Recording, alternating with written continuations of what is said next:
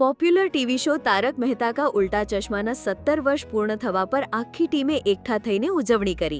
ત્યારે શોમાં દયાબેનની વાપસીને લઈને જુઓ શોના નિર્માતા આસિત મોદી શું બોલ્યા। शो पे जो से आके परफॉर्म किया तो उसके जैसा कोई ढूंढना तो बहुत मुश्किल है। तो शायद मुश्किल नहीं तो बहुत पता नहीं, भगवान का भी इच्छा होगा कोई जल्दी मिल जाए तो मैं दया को लेके आऊँ, क्योंकि अभी उनका निजी जिंदगी है, वो अभी नहीं कर सकते हैं। हम तो चाहते हैं कि भाई वही आ जाए।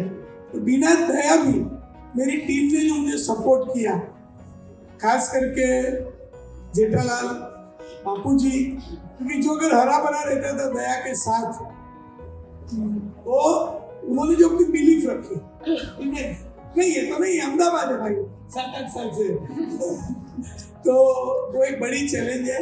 और मैं दर्शकों को बार बार कह चुका हूँ कि भाई दया को लेके आएंगे, दया को लेके आएंगे।